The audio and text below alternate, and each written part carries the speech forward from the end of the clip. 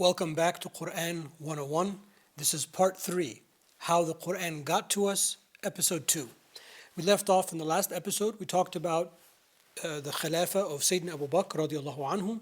He organized the committee for the compilation of the Quran, and we had one mushaf that came from that.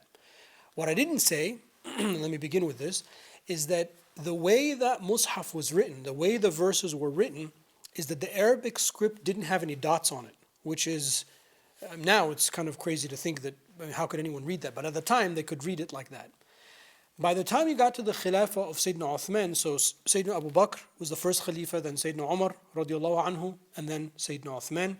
By the time we got to the Khilafah of Sayyidina Uthman, there started to be all of these conflicts. As the Muslim body politic spread, there started to be conflicts about how the Quran is supposed to be read, because if the script, if the letters are written without the dots, there could be, well, it could be this or it could be that.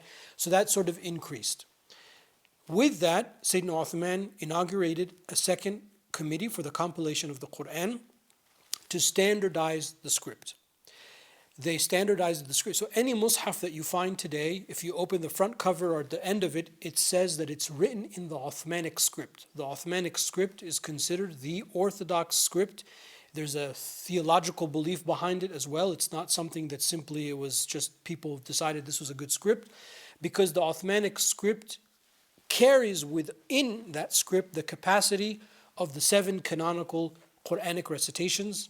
There are 7 main recitations. Each one has some different, some variants that make them 10 total. So there are 10 ways of reciting the Quran, and it is the Uthmanic script that carries within it the capacity to pronounce certain words and to read certain words that way.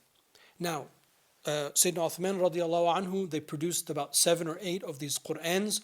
One was left with Sayyidina Uthman, one was given to Sayyida Hafsa, Lady Hafsa, one of the wives of the Prophet ﷺ.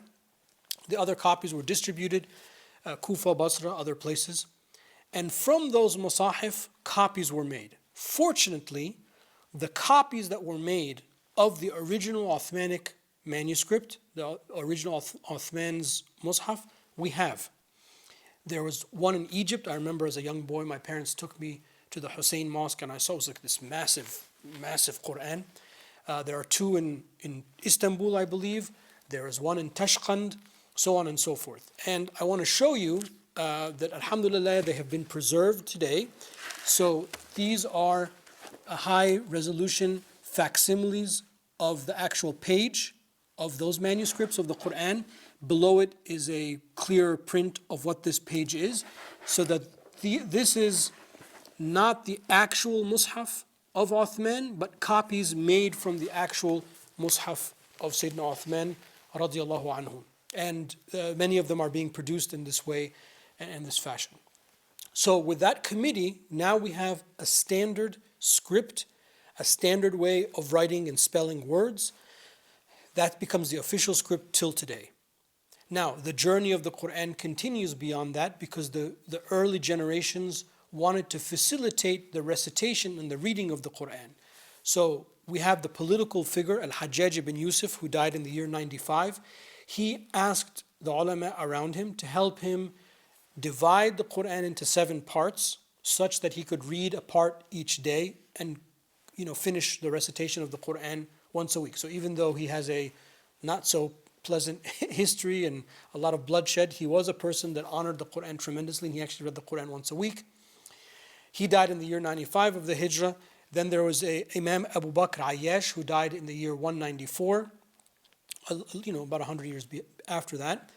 And he said, well, once a week is too much for most people. Let us divide the Quran into 30 parts, a juz. That's how we got the juz today. The idea behind it is that they counted the words of the Quran, they divided that by 30. So each juz, more or less, is the same amount of words as each other, so that it takes around the same amount of time to read that juz. Then the generation after them said, well, why don't we divide each juz in half, and we call them a hizb. So there's a hizb, the first hizb and the second hizb of each juz.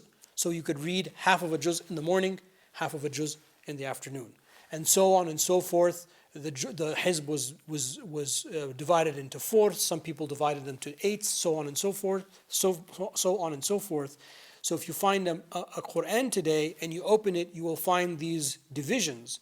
These divisions came after the compilation of the Quran during the time of Sayyidina Uthman radiallahu anhu to facilitate the recitation of the Quran on a daily basis throughout just reading your normal prayers, Fajr, Dhuhr, Asr, Maghrib and Isha, reading a portion in each prayer. Maybe Fajr you read a whole hizb because it's a shorter prayer and it's in the morning, so on and so forth.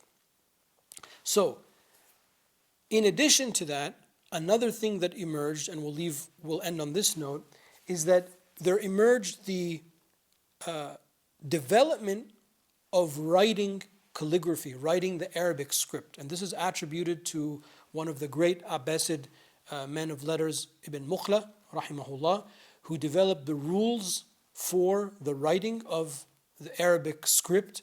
So all of these things are happening at the same time. A standardized script of the Mus'haf, a division of the Mus'haf to facilitate regular people like us being able to read it on a daily basis.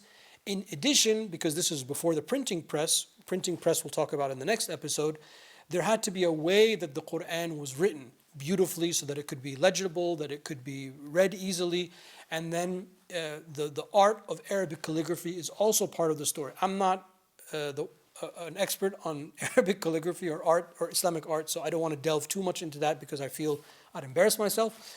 But it is a tremendous part of the story of how the Arabic script is written, and why, if you look at some of these older manuscripts, Quranic manuscripts, many of them are very, very beautiful, and some of them, alhamdulillah, are being reprinted as works of art.